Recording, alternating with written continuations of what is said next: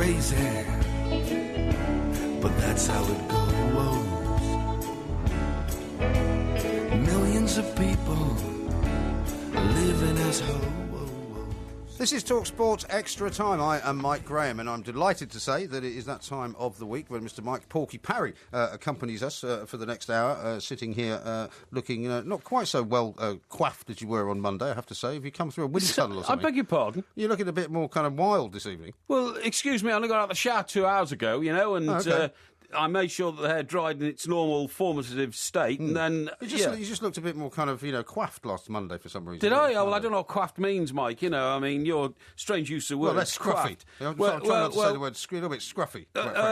Listen, what I look like is actually quite irrelevant because radio is a medium which deals in audio, Mike, not video. That's very true. So it doesn't really matter to our listeners what I look like. It's what I sound like, and I sound at the top of my form as ever. That's true. Thank you. It's true. And, of course, you must be looking forward largely to the big game tomorrow. I am. The FA Cup. The magic of the FA Cup is back. Yes. Arsenal hosting Everton. And what better debate to have than the one we've been having about Jack Wilshere and how important that's going to be. Yeah, I mean, you've made a few, completely ludicrous suggestions so far. Completely ludicrous. Can't believe it. I beg your pardon. I talked to young Emma out there, and she and I agree that your idea... She was in here agreeing with me a minute ago. No, she wasn't agreeing with you. She was, sympathetically nodding her head a little bit to some of your wilder assertions. But the idea... She thought it'd be a great idea to have the guys on the touchline from the various clubs. She thought that would be a good idea. Do you know how many clubs provided players for the England squad last week? No. Or this week even? No. 9, right? Yeah. So that's just not in very England many alone. people. So you how have many 9... how many seats are there at Wembley? So hang on. But how many seats are there at Wembley? It doesn't matter about the seats, because you were saying they should have some influence on when a player comes off. That means they've got to be lined up on the touchline. So you've got these 9 blokes... They could be in the tunnel, couldn't they? You've got these 9 blokes... Well, yeah, they could be in the tunnel. Well, that would not fill up the tunnel, wouldn't it? And in the tunnel, you can't see what's happening on the pitch. Yes, I have seen the size of the tunnel.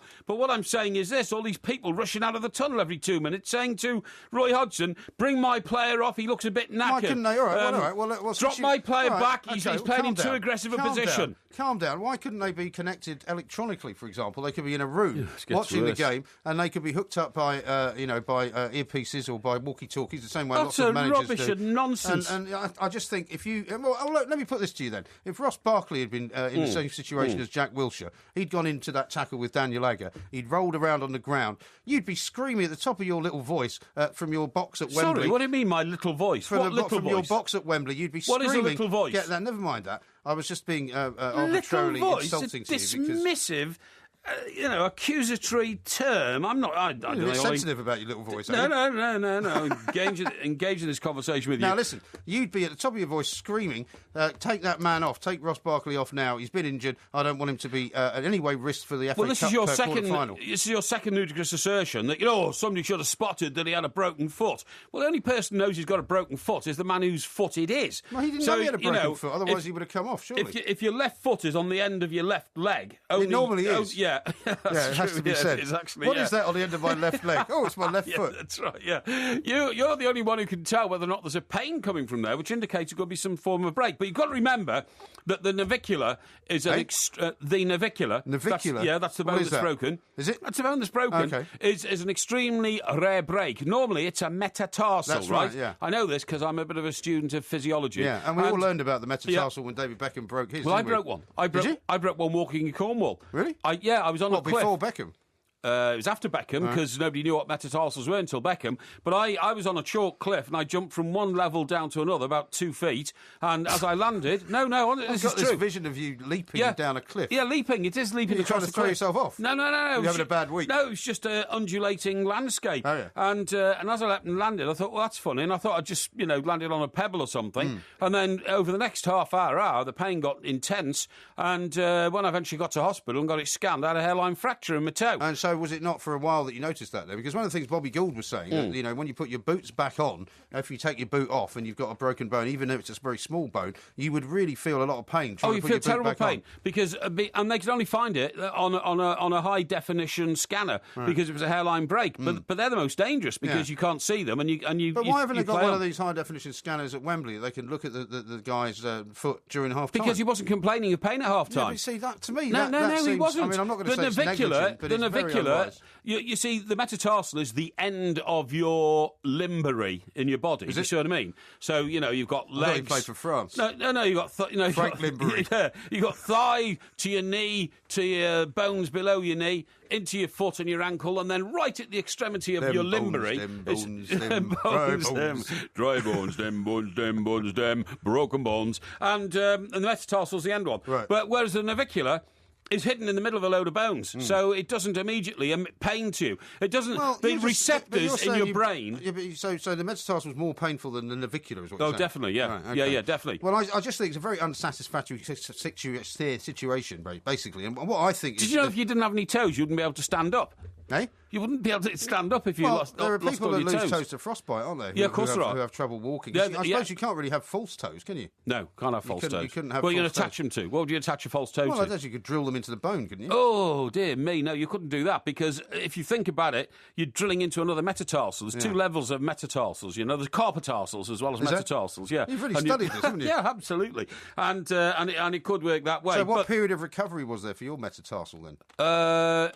About 6 weeks, and I got one of those boots. That big boot that Rooney's famous for wearing. It looks like a ski boot. Yeah, it costs £250, by the way. You have to buy it. Yeah, you have to buy it. Yeah, from the NHS. Yeah, really? Absolutely. Well, I suppose you could not just loan it to you so you can give it back. No, but you could wait for weeks to get it. By which time your foot's recovered. So I had to go off to some private hospital and get it fitted there, and walked around in it for a few weeks. But anyway, look. Are you sure there's something called a carpotarsal? Yeah, of course there is. Yeah, of course there is. Because we've had a quick look in a medical dictionary, and there doesn't appear to be. Are you sure you're not thinking of carpal tunnel syndrome? No. I know what that's all about. That's in your wrist when silt gets down into the end of your arm before it goes into your hand. It's an arthritic thing, yeah. And it's not arthritic. It's a deposit. It's a build-up of calcium deposit. Yeah, isn't it? calcium deposit, which comes gout, from your basically. bones. It's not gout. Gout's extremely painful. Our mate in New York had gout, and he was hobbling around like an old man at the age of. Well, he was quite an old man. Yeah, exactly. Yeah. Let's talk about Arsenal Everton because you're going tomorrow. Now, the thing I want to warn you about is it's an early kickoff, 12:45. Now, you always have to worry about early kickoffs because people start drinking earlier in the day. Yeah, but they've got lots of time to drink, have they? Well, they've still got. Yeah, but I mean, when we went to the Spurs game, I was amazed that there were all these pubs that were open early in the morning. I suppose you have to get a special licence for that and all that. No, these days a lot of pubs in major city centres and even elsewhere open at 9 o'clock on a Sunday. 9 o'clock on a Sunday. Staggering. I mean, I find that astonishing. I go down to Bournemouth sometimes when my family are, and I drive down a road towards a house, and there's a pub there, and I'm not joking, by 9:15, the tables outside are full as though it was Café Society France, you know what I mean? Well, and they're all huge pints of lager. No, they're drinking lager, beer, you name it. They're on the old Red Bombers or whatever. You see that story tonight in the front of the Mirror? Some poor girl I was going to tell you about had that, a heart attack. Jagger drinking bomb. too much Jaeger bomb, it's called. Jaeger bomb, is it? It's not Jagger bomb. Looks like Jagger bomb to me. No, it's spelled Jaeger bomb. This is a combination of Red Bull and vodka, right? Yeah, well, you see, danger there is that the Red Bull speeds your heart up dramatically, whereas vodka speeds it down dramatically. Have you ever had one of these Jaeger bombs? Never. If I had one of those, I'd die. Yeah. My heart is so knackered. Can we get a couple of Jaeger bombs in here, please? It's nice, isn't it? It's nice. I could take offence, I suppose. You could, but luckily you don't my take heart offence. is so knackered that if I put that sort of devilish concoction... You're still drinking Red Bull, though, aren't you? Well, I do have an odd Red Bull because it stimulates you and that kind of stuff, but, not the way to... I would be very careful, very careful. Let's talk about the Arsenal-Everton game, of course. 12:45 kick-off on Saturday. I shall be there. Are you going to be in a box? No, I shall be in the, what's it called? The club seats. The club seats, yeah, the upper tier club seats. Pretty expensive tickets, aren't they? They're quite expensive, but I was lucky enough to be able to acquire one. Oh, so you get a free ticket? No. Oh, no. How much is it then? No.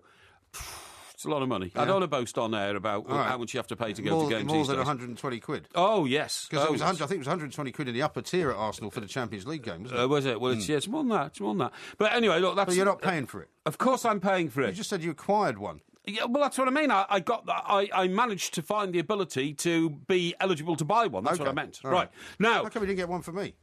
Well, because you have been to a couple of football matches with me this season, and I think that's enough. And also, never go with you, Everton lose. So, so you believe in the jinx? No, I don't believe in the jinx. Yeah, you do. No, You're getting superstitious. Does that mean you're never going to invite me to another Everton game? No, I might invite another Everton game, but what I'm a little bit worried about is that I don't think you spend enough time with your family anyway. I don't want to be dragging you away. I don't want to be dragging you away to football matches on Saturday morning. They're delighted when I disappear. You would start. Well, their mother is anyway. The kids don't like it. You would start drinking early, and that would just go on all day long. But there we are. Anyway, now, what about the game? Well, I think Everton will beat Arsenal. I think Arsenal are in a bad place at the moment. Well, somebody's just pointed out to me that, they've got the Jack Wilshere thing, they've got the imminent demise of their ambitions in the Champions League. Yeah. They're clearly not going to win the Premier League now. It's all gone to hell. This is their last chance. I think it may not end on Saturday. I think it's a draw. I think it's an absolutely pasted-on draw. Yeah. And I think Everton will take them at Goodison in the replay. Low-scoring draw, 1-1, There's a replay like at quarter-final stage, isn't there? There should be, yeah. Yeah, of course there is. Yeah. It's the semi-final where they have shootouts. That's right, yeah. So there'll be a penalty shootout at the end of the second, at the end of the replay, wouldn't it? Well, it could be. Yeah, it could be at the end of the replay. I think Everton will take them the replay at Goodison Park. I'm looking forward to that. That's how I see the progression. What's the story with Lukaku? Is he still out? Lukaku is back, because, of course, he scored, didn't he, in last week's game in the 82nd minute. Did he? Yes. Well, what do you mean, did he? Of course he did. Don't you keep up with the football results? Yeah, you know exactly what was going on. I must have forgotten. It was 0-0 against West Ham till the 82nd minute. Lukaku side-footed it in, and glory be, 3 more points. Yeah. So with Lukaku up front, you could be in good shape then. I think we'll be in good shape, and also, although I heard Bob Wilson talking earlier in his usual erudite way about the fact that Oxlade-Chamberlain could fill in the gap that's now left by Jack Wilshere, it still means they're playing a different sort of formation to the one that Wenger would like to play, whereas Everton have been warned by Kevin Ratcliffe, which appears in this morning's papers, that is Friday morning's papers, that, though we all admire you as Evertonians for playing classy football and sophisticated football, entertaining football, just go and win a trophy and we'll forgive you for playing a bit of rough football, Yeah. Silva Salvo, it says here, and looking in the sun, Baines will end Arsenal's best chance of trophy win. Everton are very confident. I spoke to some people at the club. You have to say as well, Roberto Martinez knows how to win the FA Cup, doesn't he? He certainly does. And I spoke to some people at the club. We are very confident indeed. And there'll be a big contingent of Everton fans there, although there is a row going on, which I haven't got a grips with, I regret to say, about how many tickets Arsenal are giving to Everton and what prices they're charging for them. Well, presumably a quarter-final of the FA Cup is a Grade A game, isn't it? Yeah, of course it is, they'll be very expensive. They are very expensive. How are you getting up there? Sorry? How are you getting up there? Are you taking the smoking Mercedes? No, it's at Emirates, so it's just... I know where it is. Yeah. Well, what do you mean? How am I getting up there? If you're not going to hospitality, and you don't have to have a drink, do you? Getting up there? I mean... there? It's in North London. From here, it is not up there. But no. How would you describe getting to Islington from here? Would you say down there? No. It's up there. No, how are you getting there?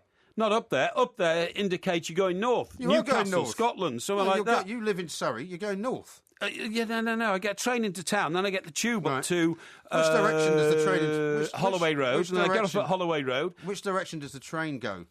From Surrey up to town? North, south, east. No, it goes in a north-easterly direction. So it's north, right. Well, north-ish. Yeah, north-ish. You get into Waterloo, and then which direction are you going from there to get to Islington? North-westish, north-eastish. So it's up there. Oh, look, what are we arguing about this for? Come on, we've got better things to talk about. Yeah, we have got better things to talk about. We'll talk about lots more of them coming up next on TalkSport.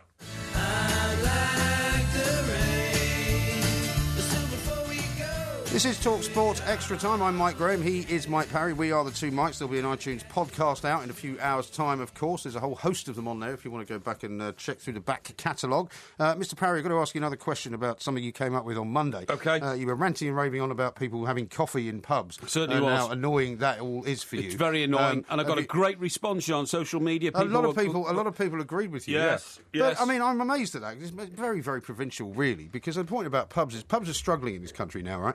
Because, fewer and fewer people are able to go out drinking because, quite rightly, lots of rules have been changed. You can't smoke inside the pubs anymore. That's alienated thousands of people. Beer is expensive, very hard to make a living. So they've got to branch out.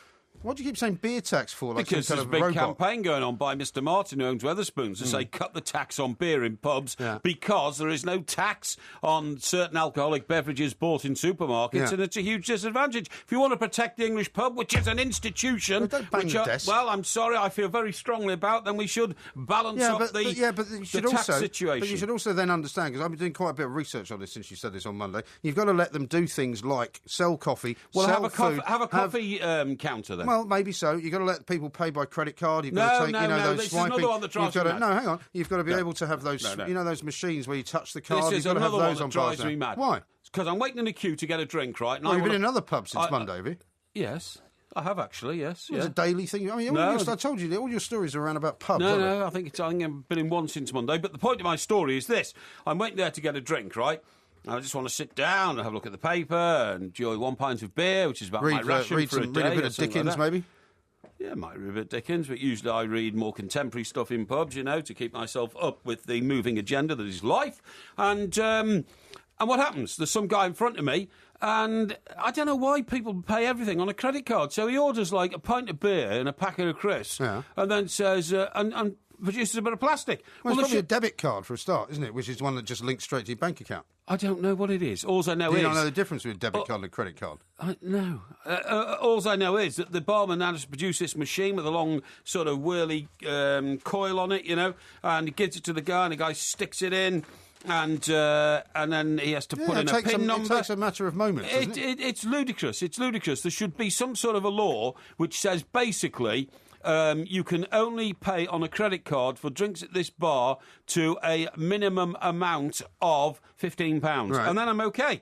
But a pint of beer costs £3.50 or £4.50, but you see a lot of people... £2.10 or whatever. And imagine giving in a card for a £2.10 pint of beer. Ludicrous. Well, I mean, what I sometimes do if I go to a bar is you give them your credit card and you put it behind the bar and you pay at the end. I've never seen you pay in a bar. Well, that's because you never see me paying. I've never seen you pay in a bar. You're usually too busy, like carousing outside, whatever we are. Carousing? Talking to whoever it is that you've managed to find on the street to talk to while I go in and settle the bill. Well, you on about? Yeah, I'll tell you a funny story. Yeah. Andy Townsend, our friend, was in Athens last week. No. For the Olympiacos game. Olympiacos game, that's right. And Andy's a cultured man, and he decided to go off. Did he go and have a look at the Acropolis? Well, funny enough, I went to see the Acropolis with him last time we were in Athens. Yeah, we did the England game or something. And it was a European Cup final or something. Anyway, but this is not another one of your European stories where it turns out you were in Spain. You weren't actually in Athens at all. No, we're in Athens definitely because the Acropolis is lit up and it's a big thing on a hill. Very so good. You can see it from a long way away. But but anyway, so can't miss it. No, you can't miss it. But Andy anyway goes and looks at this ruin site or whatever it is, some Carthaginian sort of temple or something. And as he's walking around, this young lad, he says about 14 or 15, comes out from behind this pile of ruins, this rubble, like some refugee or something, and he says, "Hello, Andy." So Andy says, "Yeah, hello, mate," and he's like, he says, "I watch you all the time on television, a big fan of yours." And then he says, "That's very nice." Where's he from, this guy? Well, from Greece, obviously. Greece? Really? From Greece. You sound like it. Yeah. So then Andy says, "Yeah, all right." And then he says, "Andy," he says, "yes, he says, how is Porky Parry?" And he says, "Well," he says, "oh, yes, I listen to you on radio all the time." And he brings out this radio. He's got this, long wave radio or something. Well, this kid's walking around with this long wave radio in Athens with it on his shoulder, tuning into TalkSport. How bizarre. And listening to people. Oh, it's fantastic. That's very funny. Anyway, I digress. Well, you do digress. We're talking about people paying for things in pubs. Yes, how on earth you got to Athens and the Acropolis? You said I go outside pubs trying to lure people into talking to me. Well, you do. Well, yes, whenever I go to a bar to get you a drink, I come back and you're all talking to somebody else. Well, that's because people like talking to me, Mike. Yeah. I'm a communicator, right? That's true. I'm a man of the people. I am seen to be, the voice of the average Joe in the street, okay? Yeah. And that's below why, average, I'd say. That's a bit harsh. And that's why people talk. Now, listen, that's about paying on credit cards. The other thing is, I am very much in favour, talking about pubs and food and all that, this army officer who now says that he won't allow his men... Oh, yeah, what an idiot this guy is. This is Major General James Cowan, right? He says sandwiches are banned because people are eating them with their fingers. Well, it's supposed to be a sandwich with a knife and fork. No, but you should eat food with a knife and fork, not pick it up in your hands. Well, that depends on the food. I mean, have you never gone to a Mexican restaurant and had, like, all sorts of burritos? No, I can't stand Mexican food. Why? Mexican food's just like a load of hot, spicy garbage. It's not at all. It is. Hot. I wouldn't dream of eating Mexican food. No. What about, have you never eaten tapas in Spain? I won't do it. All those little bits of greasy, mushy food. Yeah. No, I don't do that either. And what about when you have Indian food? Do you not use the bread sometimes to eat with the? I do a bit of naan bread. Yeah, but that's not hot food. I mean, for it's instance, not hot food. For instance, if you go to an Indian restaurant and you get a naan bread, and if you go to India, in fact, they'll quite often give you just naan bread and whatever the meal is. They won't have rice with it. You have rice and bread, and you use the bread to. Well, I quite often do that. Well, yeah, I know, but that's kind of a Philistines thing to do. What you do is you use the bread to pick up the food, and you eat the food with your hands. A piece of naan bread splits nicely down the middle, and then you can almost put your food in it and then eat it like a pie. You see what I mean? Yes, that's what I do. For heaven's sake. That's what I do, yeah. Or what about a kebab then? How do you eat that? I've never had a kebab. You've never had a kebab? I've never had a kebab. Are you sure? I'm sure. I've never had a kebab. I can find some evidence that you've had a kebab. Fish and chips is okay because they're meant to be eaten like that. But the thing is, Mike, what's his Major General James Cowan? What the Major General's saying is there is too much indiscipline in hygiene with food these days. Now, for instance, what do you think these are? Let me tell you what this guy says. Quite a few officers in the divisional mess seem to be under the impression that they can eat their food with their hands. The practice of serving rolls and sandwiches in the mess is to stop. Yeah, I mean, people talk about the army marching on their stomach. Yeah. Has this guy lost the plot or what? What have I just pulled out of my my pocket here? Your hand? No, these are, what does it contain? Wet ones, right? Yes. This is a packet of wet ones. Yes. Now, for the benefit of our listeners, wet ones are tissues which are moist, right? Yeah. I carry these around with me. Wet ones. Yes, that's right, yeah, absolutely. Well spotted. Yeah. I carry these around with me all the time because and mothers with young babies as well, because mothers with young babies carry them around all the time. Yeah, but they carry them around in tubes, don't they? Yeah. This is a packet, as you can see, a yellow packet. Now, what I carry these around, this is my defence against disease. Is it? And what I do with... It's not going well, is it? It is going well. It's going well. Well, it didn't stop you getting heart disease. I mean, sometimes if I decide I don't like the look of, a bathroom handle or something like that, when I've been in a pub or a restaurant or a hotel, I take my wet ones out and I pull one out and I use it on the handle to open the door because I don't want my hand to come in touch with the handle in case there's germs on it. You see what I mean? You sound like one of these ADHD people. No. And for instance, OCD actually, isn't it? For instance, if I go to a pub and I decide I want to sit down there and have a packet of peanuts and a beer and a paper, if I don't like the look of the table, I will pull out my wet ones and I will wipe the table clean with a disinfected wet that must make you very popular. Tissue. That's probably why people are always talking to you in pubs, because they think you work there. They probably assume that you're actually just cleaning the area for them. It's not that at all. I mean, for instance, if I ever get a hire car, which we have to sometimes in the pursuit of our business, I will always get out my wet ones and I will scrub the steering wheel with the wet ones. It's bonkers, this. No, it's not. No, it's not. No. Some kind of obsessive, compulsive maniac. No, not at all.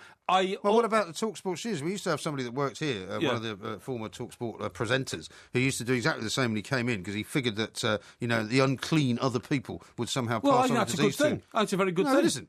And who was this guy, anyway? I'm not going to name him. Was he? I must know him. But I think that's a very good thing, and I admire him. I wasn't going to mock him. I was going to admire him. The point is, Mike, you have to have your defence against germs. Now, for instance, I go into one establishment the other day. Yeah. And another pub.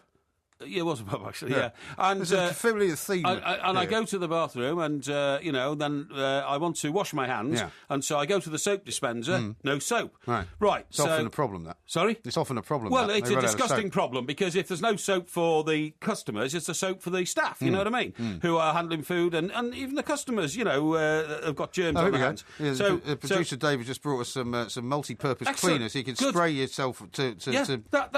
Actually, I'm going to do this, and I'm very grateful to Dave. So can you hear this sound? I'll put it close to the microphone. Yeah. That's the squeezy out of the multi-purpose cleaner, and I'm going to clean my desk around me just to prove that there are any germs. Be careful about the computers; they might switch off if you start cleaning them. Yeah, that's true. Yeah. Anyway, done all that. So anyway, you go in there. So I go. You can have some of this stuff in your hands as well. You rub this on your hand. You carry a bottle of this stuff around. It's like alcohol rub. I've got my wet ones. Stuff they have in hospitals. I've got my wet ones. Anyway, so I go back down to the bar and I say, "Excuse me. There's no soap in the soap dispenser upstairs. Could you correct that now, please?" "Oh, thanks for advising us, sir." And I said, "Excuse me, I've asked you to correct that now." I said, "This is a health hazard. If you don't correct that now, I'm ringing the local health and safety department of the council." Dear me. No, I've done that. I've threatened to do that on a number of occasions.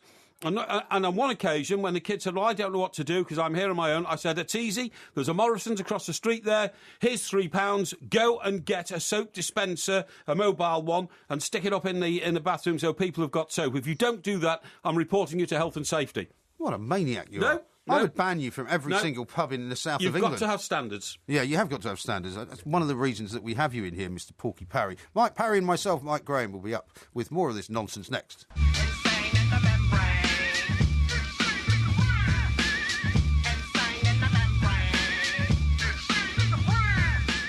This is TalkSport Extra Time. I'm Mike Graham. He is Mike Parry. We are together at the two mics. We've just been hearing about Mr. Parry's obsession with cleanliness, not just of his own hands, but of everybody else's establishments. I'll tell you the great story, actually, earlier this week, which I was going to mention to you anyway, even before your bizarre rant about cleanliness in pubs, when you were telling us last Monday, about how you, or maybe a while ago, how you collect napkins for everywhere you go.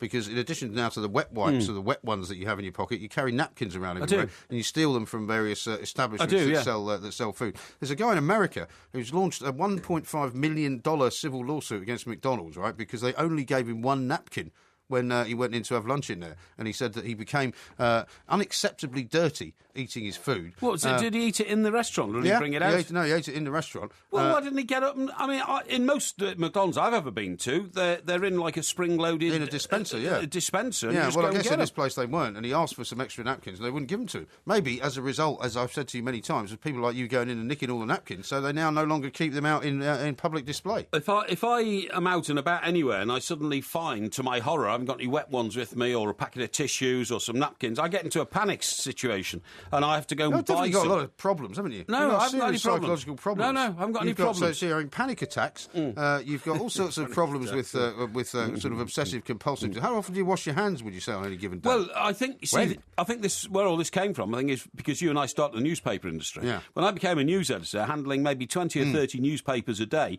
often ones that are straight off the press. Your fingers would be black, wouldn't they? It was black. Yeah. So I love the smell of that newspaper. Yeah, I do as well. But the thing is, I had those wet ones on the desk all the time to wipe my hands all the time, because if you didn't, I used to wear a white shirt for work every day as a sign of authority that I was the boss. You know? So did everybody else, by the way. No. Everybody wore a white shirt. I was the guy in charge, and I wore a... you weren't in charge, you were in charge of the news desk. Well, I was in charge of the news floor, and a brilliant white shirt, so everybody knew the guy in the white shirt's the leader, you know. And of course you can get... The little short guy sitting at the desk with all the cleaning products. That's him. Go and see that guy.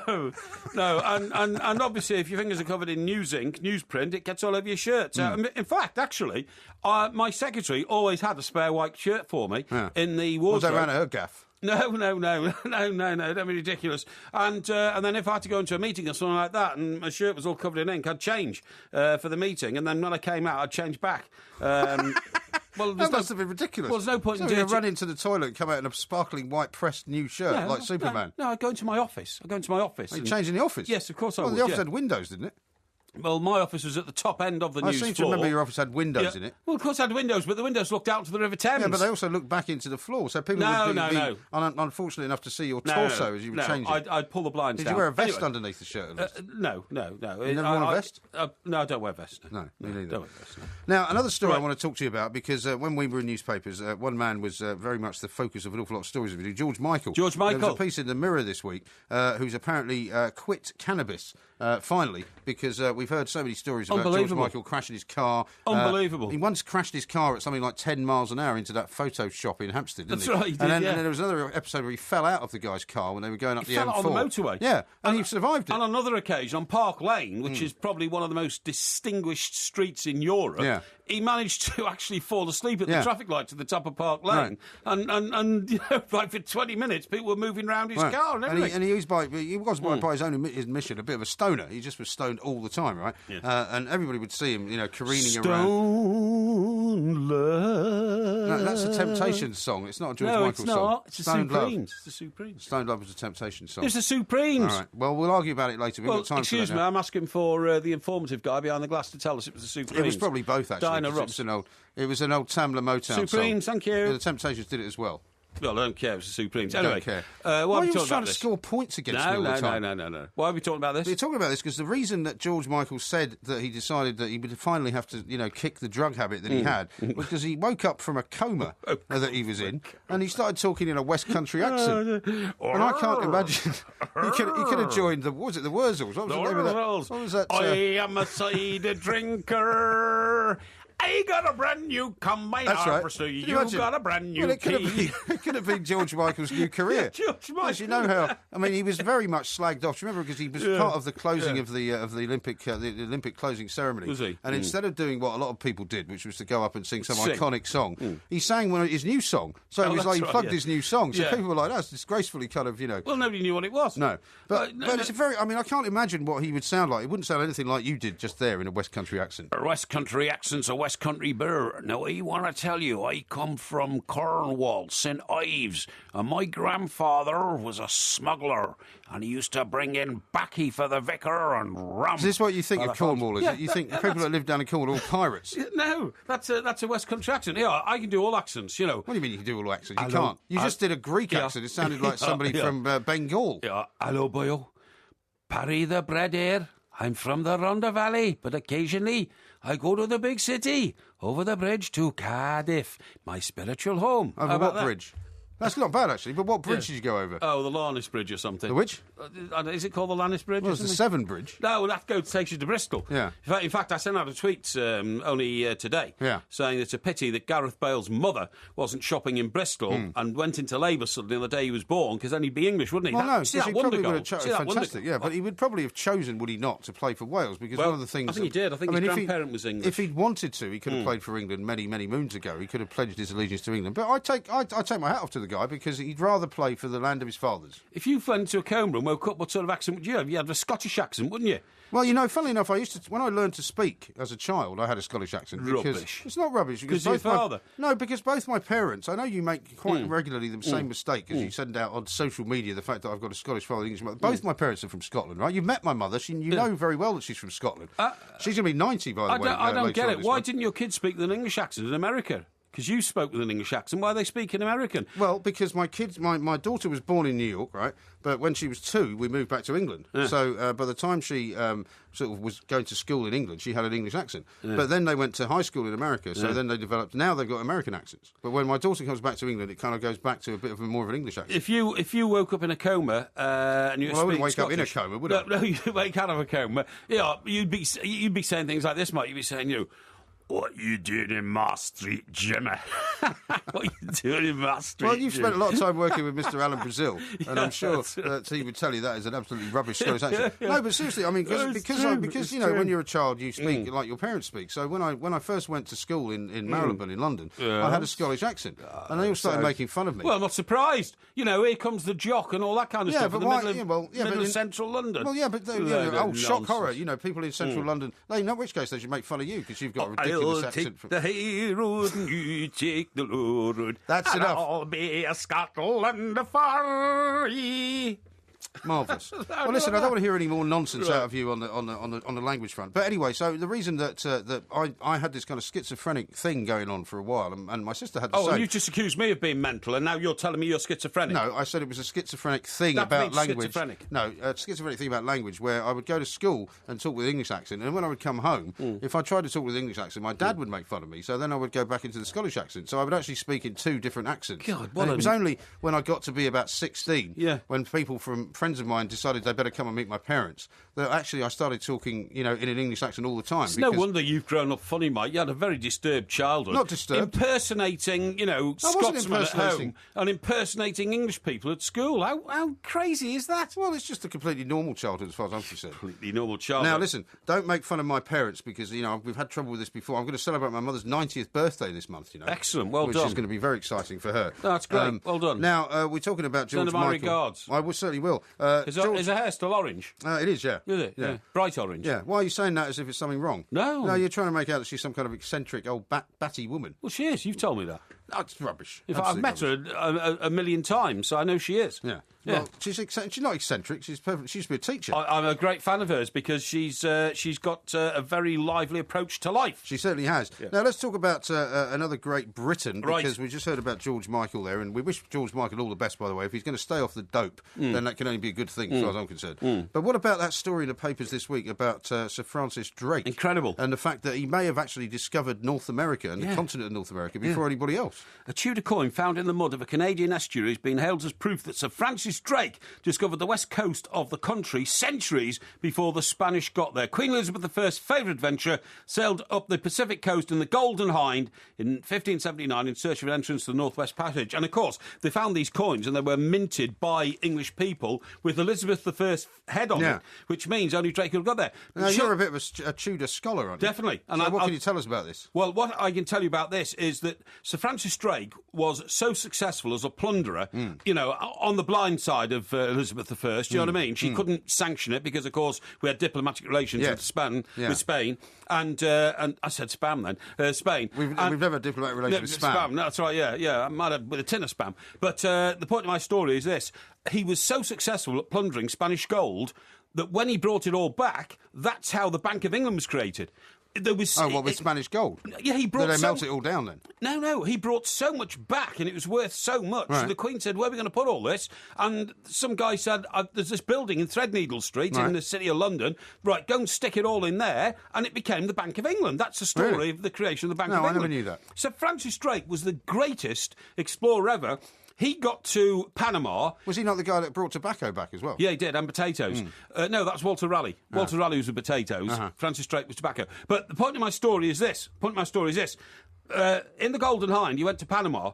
He then found out from the natives that the Spanish shipped all their gold from the other side of Panama. He route marched his men across Panama, which was about 200 miles, because it's the distance, obviously, of the Panama Canal. Yeah, is that 200 miles? Yeah. And in swamps, mosquitoes, everything, he went and attacked the Spanish, and then he lugged all the gold back by foot to the boat and brought it back to England. He was an incredible man. He actually was the man who created the wealth of England that we still have today by inventing the Bank of England and determining our Royal Navy. I'm completely and utterly bereft of words.